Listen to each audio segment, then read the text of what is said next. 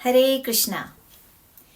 जया एकादशी माघ मास के शुक्ल पक्ष के एकादशी तिथि को मनाई जाती है। इस व्रत को भगवान विष्णु को समर्पित किया जाता है। इस व्रत को करने से व्यक्ति के समस्त पापों का नाश होता है और उसे मोक्ष की प्राप्ति होती है। इस व्रत को करने की संपूर्ण विधि और इसके महत्व को जानने के लिए इस चैनल पर अपलोड किए हुए लेटेस्ट वीडियो पर क्लिक करें। पंचांग के अनुसार माघ मास के शुक्ल पक्ष के एकादशी की तिथि 7 फरवरी को रात को 9:26 पर आरंभ होगी। वहीं जया एकादशी का समापन 8 फरवरी को रात के 8:15 पर होगा। सनातन धर्म में सूर्योदय से तिथि की गणना होती है, इसीलिए जया एकादशी 8 फरवरी को मनाई जाएगी। एकादशी के दिन व्रत की कथा सुनना बहुत ही अनिवार्य एवं लाभकारी माना जाता है। तो आइए जया एकादशी की व्रत कथा सुनते हैं।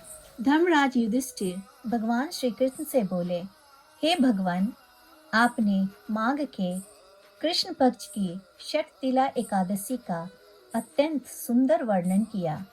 आप स्वदेश, अंडज, उद्दुइस और जरायुज चारों प्रकार के जीवों के उत्पन्न, पालन और नाश करने वाले हैं।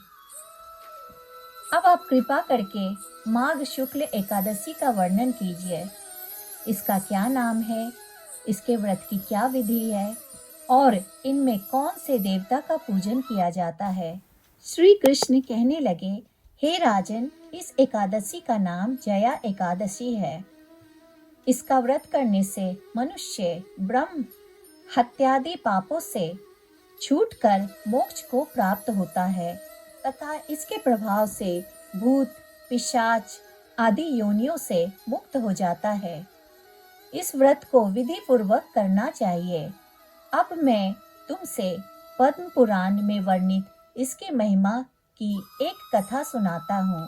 देवराज इंद्र स्वर्ग में राज करते थे और अन्य सभी देवगण सुख पूर्वक स्वर्ग में रहते थे। एक समय इंद्र अपनी इच्छा अनुसार नंदन वन में अप्सराओं के साथ विहार कर रहे थे और गंधर्व गान कर रहे थे।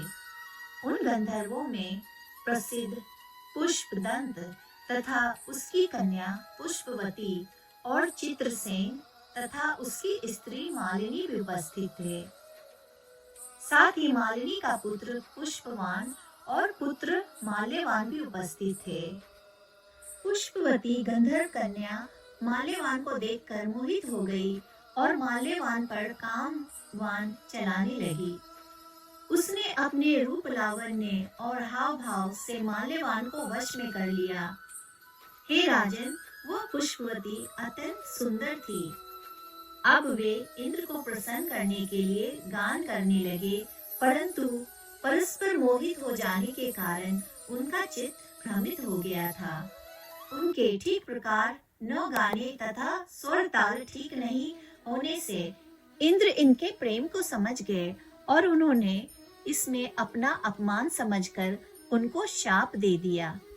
इंद्र ने कहा, हे मूर्खों, तुमने मेरी आज्ञा का उल्लंघन किया है, इसलिए तुम्हारा धिक्कार है। अब तुम दोनों स्त्री पुरुष के रूप में मृत्युलोक में जाकर पिशाच रूप धारण करो और अपने कर्म का फल भोगो। इंद्र का ऐसा शाप सुनकर वे अत्यंत दुखी हुए और हिमालय पर्वत पर दुख पूर्वक अपना जीवन व्यतीत करने लगे।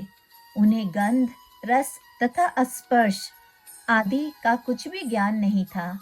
वहां उनको महान दुख मिल रहे थे। उन्हें एक क्षण में भी निद्रा नहीं आती थी। उस जगह अत्यंत शीत था, इससे उनके रोंगटे खड़े रहते और मारे शीत के उनके दांत बजते रहते। एक दिन पिशाच ने अपनी स्त्री से कहा कि पिछले जन्म में हमने ऐसे कौन से पाप किए थे जिससे हमको यह दुखदाई पिशाच योनि प्राप्त हुई।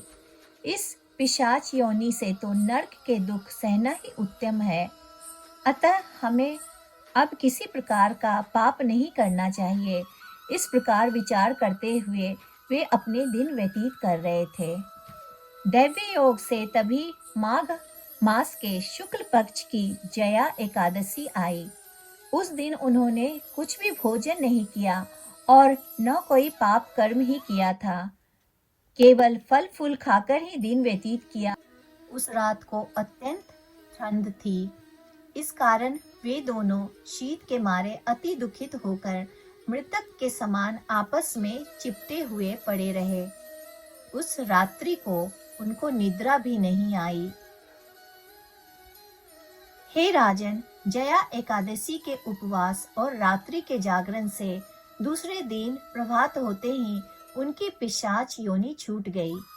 अत्यंत सुंदर गंधर्व और अप्सरा की देह धारण कर सुंदर वस्त्राभूषणों से अलंकृत होकर उन्होंने स्वर्गलोक को प्रस्थान किया। उस समय आकाश में देवता उनकी स्तुति करते हुए पुष्प वर्षा करने लगे।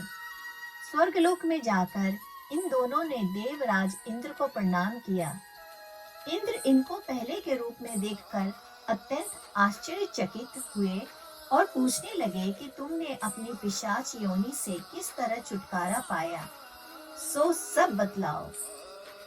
माल्यवान बोले कि हे देवेंद्र, भगवान विष्णु की कृपा और जया एकादशी के व्रत के प्रभाव से हमारी पिशाच देह छूटी है। तब इंद्र बोले कि हे माल्यवान, भगवान की कृपा और एकादशी का व्रत करने से न केवल तुम्हारी पिशाच योनि छूट गई, वरन हम लोगों के भी वंदनीय हो गए, क्योंकि विष्णु और शिव के भक्त हम लोगों के वंदनीय हैं। अतः आप धन्य हैं। अब आप पुष्पवती के साथ जाकर विहार करो। श्री कृष्ण कहने लगे कि हे राजा युधिष्ठिर, इस जया एकादशी के व्रत से बुरी योनि छूट जाती है। जिस मनुष्य ने इस एकादशी का व्रत किया है, उसने मानो सब यज्ञ, जप, दान आदि कर लिए। जो मनुष्य जया एकादशी का व्रत करते हैं, वे अवश्य ही 1000 वर्ष तक स्वर्ग में वास करते हैं। तो इस तरह से जया एकादशी मनुष्य के सर्वत्र पापों का नाश करके उसे आध्यात्मिकता की ओर अग्रसर करती है, जो मोक्ष प्राप्ति में सहायक है। तो आप सबों को रत्नश्री लाइव चैनल की ओर से जया एकादशी की हार्दिक शुभकामनाएं। आशा करती हूँ कि आप इस चैनल को लाइक, शेयर एंड सब्सक्राइब करके हमें प्रोत्साहित करेंगे। हरे कृष्णा।